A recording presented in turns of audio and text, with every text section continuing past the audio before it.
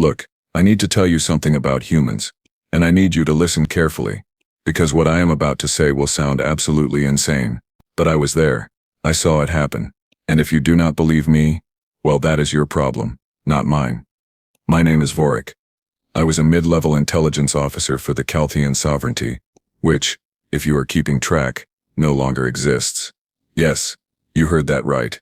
An entire galactic empire. Gone. Poof. Vanished. Like morning mist on a Class M planet.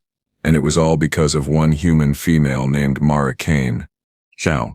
Before you start laughing, let me set the scene.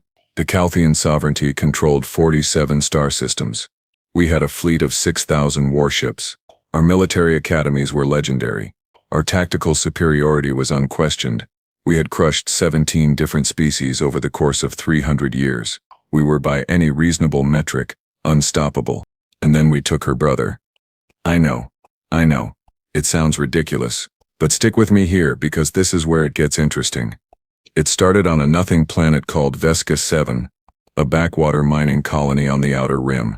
The humans had only been in our sector for about 5 years at that point, mostly keeping to themselves, doing trade, not making waves. They seemed harmless enough. Weak, actually. Their ships were slow, their weapons primitive, their military organization laughable. Commander Jezek, bless his 3 hearts, thought it would be a brilliant idea to raid one of their transport vessels. Just for supplies, you understand. Nothing personal. We had done it 1,000 times to 1,000 different species. Take what you want. Leave the crew floating in escape pods. Move on. Standard operating procedure. The transport was called the Meridian. 23 crew members. Cargo hold full of medical supplies and mining equipment. Easy target. Jezek brought it down with a single plasma burst to the engines. Clean hit. The ship did not even try to fight back. See? Harmless. The boarding party found most of the crew in the cargo bay. Hands up. Scared out of their minds. Again, completely normal. But there were 2 crew members missing. The manifest said 23, and Jezek's team only found 21. Jezek was thorough. I will give him that. They searched the entire ship, found 1 crew member hiding in a maintenance shaft.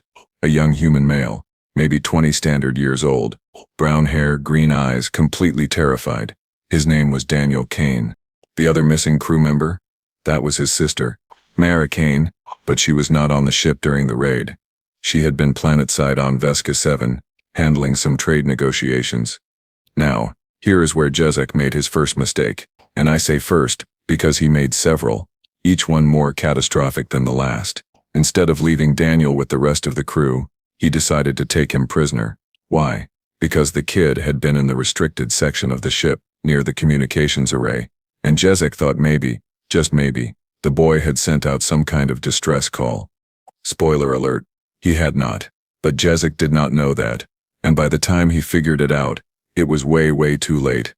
So they took Daniel Kane back to the command ship, threw him in a holding cell, sent a message to the human authorities saying they would return him in exchange for reparations for the inconvenience of dealing with a vessel in our territory. Standard ransom stuff. We expected negotiations, maybe a month or 2 of back and forth, then we would get paid and return the kid. What we got instead was Mara Kane. I first heard about her 3 days after the raid. Hari was in my office going through intelligence reports when my assistant Trevik came rushing in. Trevik never rushed. The guy moved like he had all the time in the universe. Hari, but that day he practically kicked down my door. "Sir," he said, his voice shaking, "we have a problem." I looked up from my datapad. What kind of problem? The human female from the Meridian, the sister of the prisoner. What about her? Trevik swallowed hard. She just walked into the embassy on Station Krell alone, unarmed, and she is demanding to see Commander Jezek. I blinked. She is demanding. Yes, sir. And she is alone? Yes, sir. And unarmed? Yes, sir. I leaned back in my chair. Well, that is either incredibly brave or incredibly stupid. Trevik hesitated. I think, sir, it might be both. Station Krell was a neutral trading hub, one of those places where everyone agreed not to shoot each other because it was bad for business. The Kaltheen Sovereignty had an embassy there, mostly for show. We did not really need embassies because most species were too scared to argue with us, but it looked good for diplomatic relations. When Mara Kane walked into that embassy, She did not look like someone whose brother had just been kidnapped by a hostile alien empire. She looked calm, collected, almost bored, if I am being honest. She was wearing a simple gray jumpsuit, her dark hair tied back in a ponytail, her blue eyes cold and unblinking. The embassy staff did not know what to do with her. I mean, what do you do when a human just walks in off the street and starts making demands? So they called Jezek, who was still on his command ship about 2 hours away. Jezek, being Jezek, decided this was a perfect opportunity to flex his authority. He told them to keep her there, that he would arrive personally to deal with her. Big mistake. Huge. While they were waiting for Jezek, Mara sat in the lobby of the embassy. She did not fidget. She did not pace. She just sat there perfectly still, staring at the wall. The security guards said it was the most unnerving thing they had ever seen. One of them, a guy named Peltor, told me later that her eyes were like ice. Not angry ice, mind you. Just cold, empty, like she had already made a decision, and was simply waiting for the universe to catch up. Jezek arrived 6 hours later, swaggering into the embassy like he owned the place, which technically he did. He walked right up to Mara, looked down at her, all 4 of his arms crossed over his chest, and said, "You wanted to see me, human?" Mara stood up slowly. She was shorter than Jezek by at least 2 feet, but somehow she made it feel like she was looking down at him. "You have my brother," she said. Her voice was quiet, almost conversational. "I want him back." Jezek laughed. It was not a nice laugh. It was the kind of laugh you give someone when you think they are an idiot. Your brother is being held as collateral. If your people pay the reparations, he will be returned unharmed. "How much?" Mara asked. 5 million standard credits. "I will pay it." Jezek blinked. He had not expected that. "You will pay it?" "Yes. Right now, I have the funds transferred to a secure account. All I need is confirmation that my brother is alive and unharmed, and you will have your money." Jezek studied her for a long moment. Then he smiled. "You know what? I changed my mind. 10 million. Mara did not react. 10 million. Fine. And I want your ship. Which ship? Whatever ship you arrived in. I arrived on a civilian transport. It is not mine to give. Jezek shrugged. Then I guess your brother stays with us. And this right here is where everything went sideways.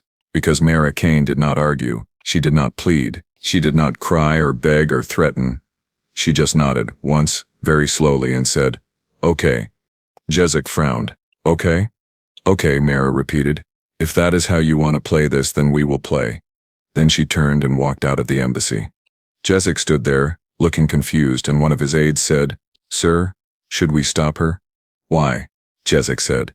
"She is just one human. What is she going to do?" Famous last words, my friend. Famous last words. 72 hours later, the first supply convoy disappeared. It was a routine shipment, medical supplies and rations heading from Station Krell to one of our forward operating bases. The convoy consisted of 3 transport ships and 2 escort frigates. It never arrived. No distress signal, no wreckage, nothing. Just gone. High Command chalked it up to pirates. It happened sometimes. Not often, but sometimes. They dispatched a patrol to investigate, and that patrol also disappeared. Then another convoy vanished. Then a fuel depot went dark. Then an entire listening post on the edge of the Verlin Nebula stopped responding. At first, nobody connected the dots. Hi. Mean, why would they? These were random incidents spread across 3 sectors. Could have been anything. Engine failures, navigational errors, bad luck. But then the messages started. The first one arrived at High Command on a tight beam transmission. No return address, no identifying markers. Just 7 words. "You should have returned my brother." That was it. That was all it said. And the voice? It was Mara Kane. Suddenly, people started paying attention. Suddenly, those random incidents did not look so random anymore. Someone pulled the logs, cross-referenced the disappearances, and realized that every single one had happened along shipping routes that connected back to Jezek's command ship. She was hunting us.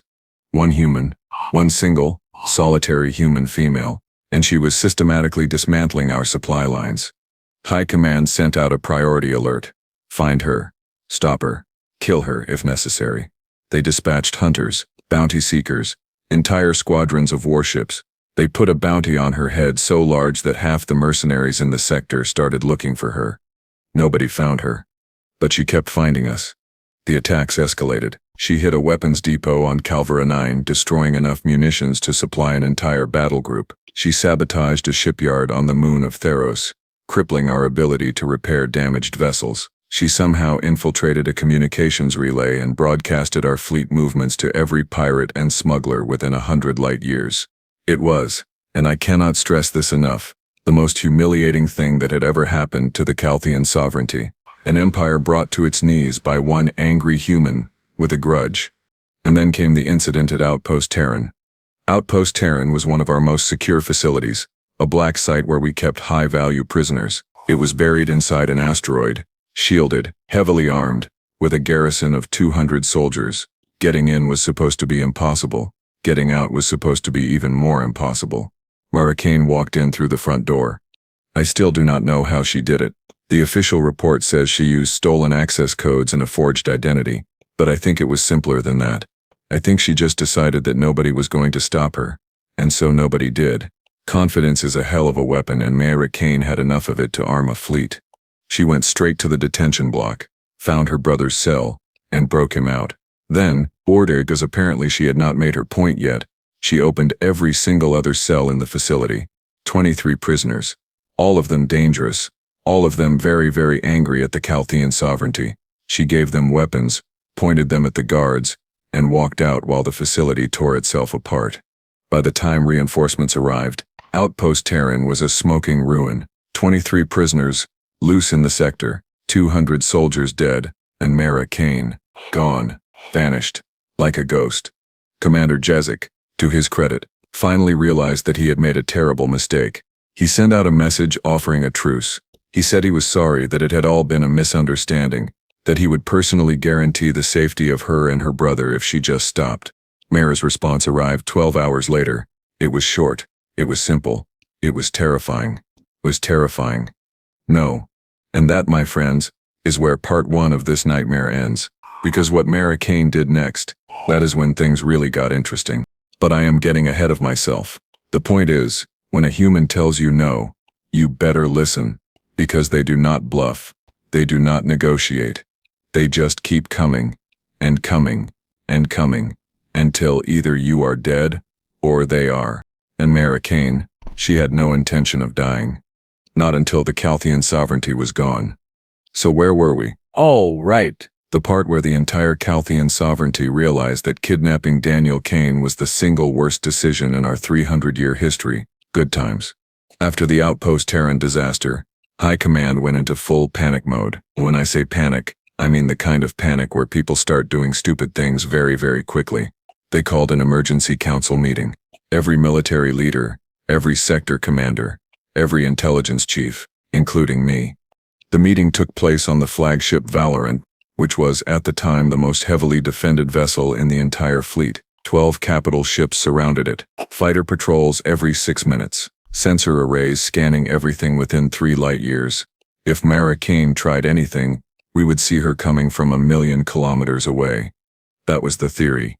Anyway, Admiral Corvin stood at the head of the briefing room, all 6 feet of intimidating military authority, and said what everyone was thinking. One single human has made us look like fools. This ends now. Today we find her, and we kill her.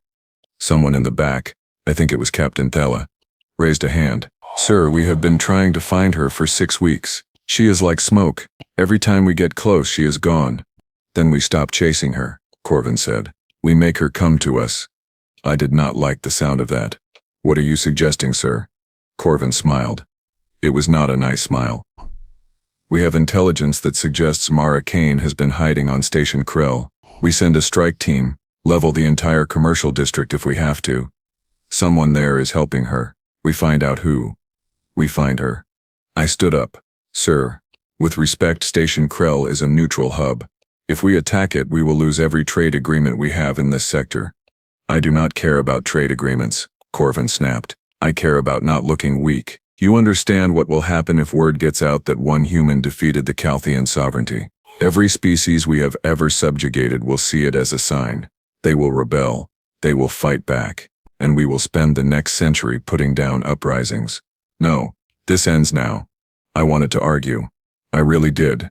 But when an admiral makes up his mind, you either agree or you find yourself cleaning waste reclamation systems on the far side of the galaxy. So I sat down and kept my mouth shut. The strike team launched 6 hours later, 12 dropships, 200 soldiers, orders to burn Station Krell to the ground if necessary. They were supposed to check in every 30 minutes. They checked in at 30 minutes, or everything normal. They checked in at 60 minutes, still normal. At 90 minutes, silence.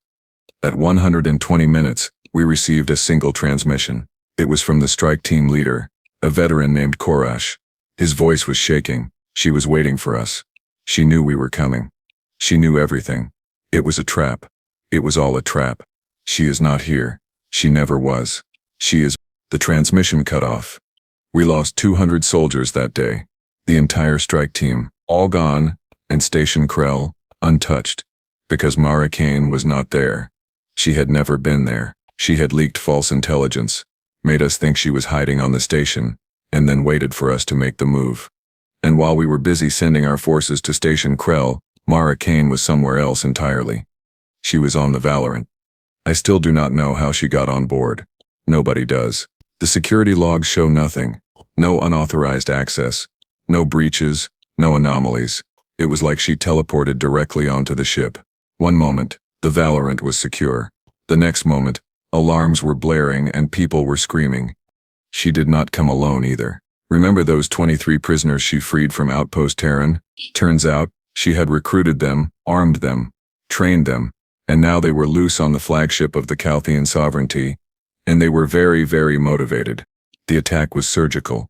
They hit the engine room first, disabling our propulsion. Then they took out communications, cutting us off from the rest of the fleet. Then they started working their way through the ship, deck by deck, compartment by compartment. I was in the intelligence section when the fighting reached us. I heard the gunfire getting closer, heard the screams, heard the sound of bulkheads being blown open. My staff looked at me, terrified, waiting for orders. I did the only sensible thing. I grabbed a sidearm, locked the door and prayed to every deity I could think of. The door exploded inward about 3 minutes later. Smoke filled the room. I raised my weapon, ready to go down fighting, and then I saw her. Mara Kane walked through the smoke like she owned the place. She was covered in blood, none of it hers, carrying a plasma rifle that looked like it had seen better days. Her eyes swept the room, cold and calculating, until they landed on me. "You are Vorik," she said. It was not a question. I lowered my weapon. What was the point? Yes. You are in charge of intelligence. Yes. Good. I need information. I blinked. You need what? Information, she repeated, like I was stupid. I need to know where Commander Jezik is. Right now. I hesitated. Giving up that information would be treason. But then again, I was staring down the barrel of a very large gun held by a very angry human, and my survival instincts were screaming at me to cooperate.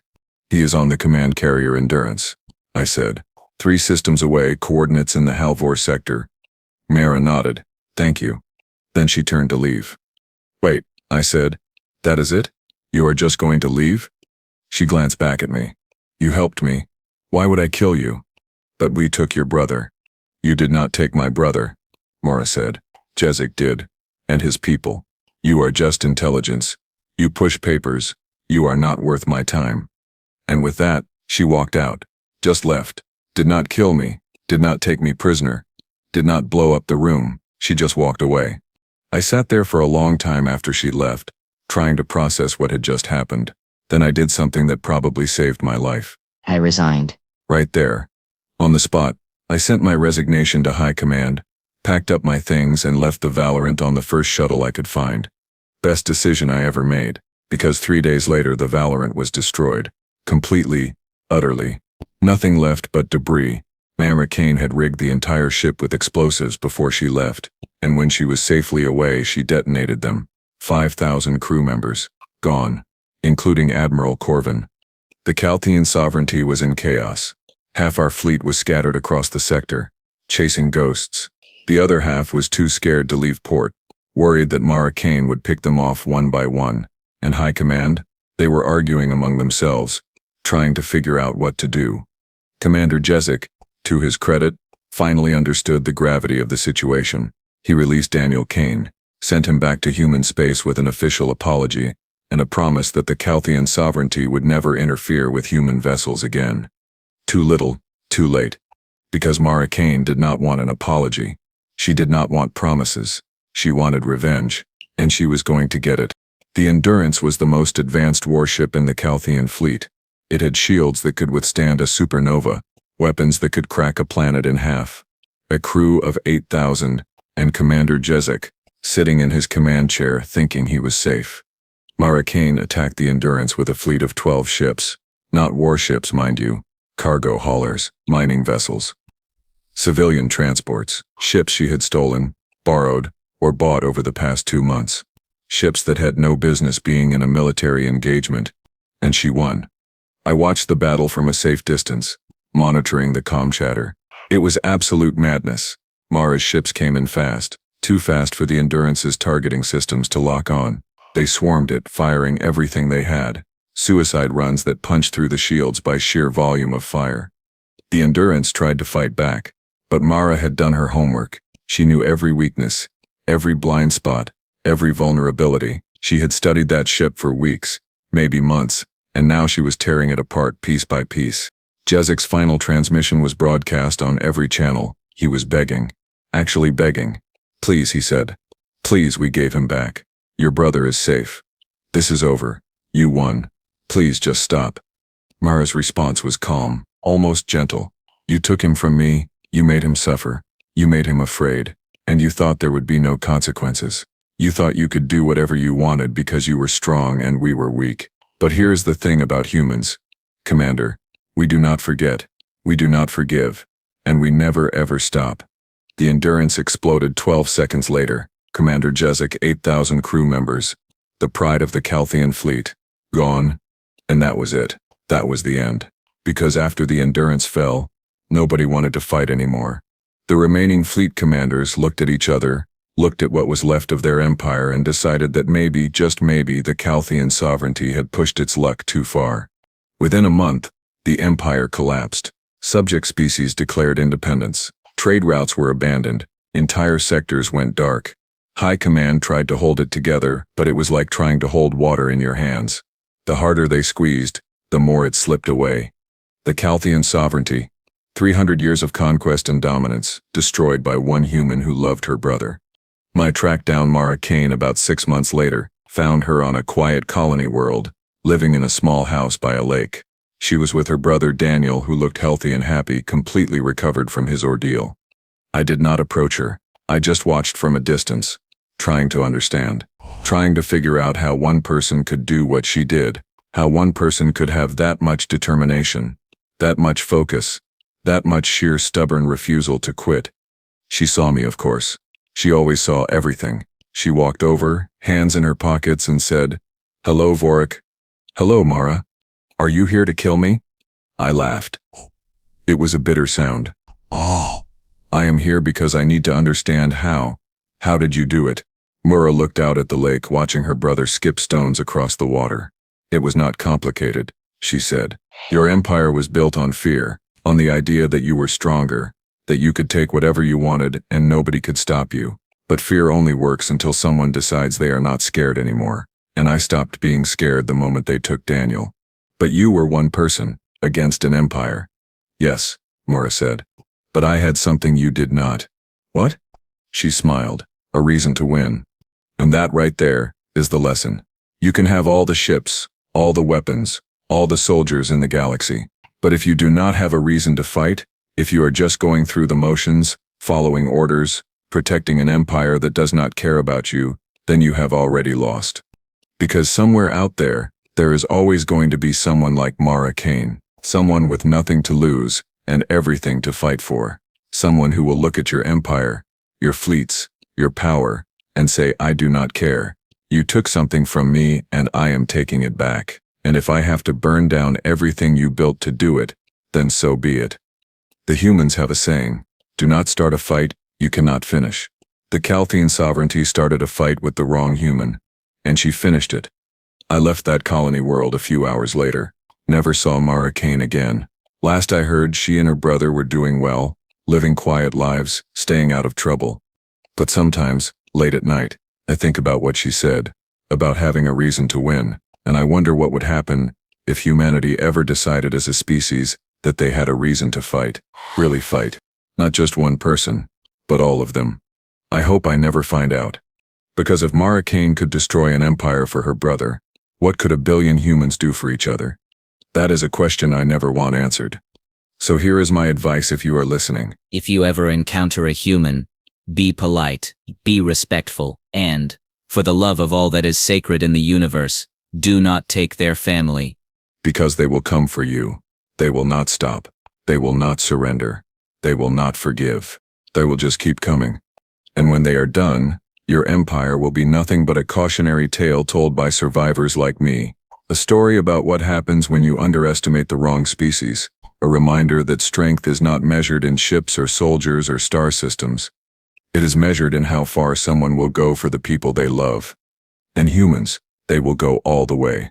Every single time.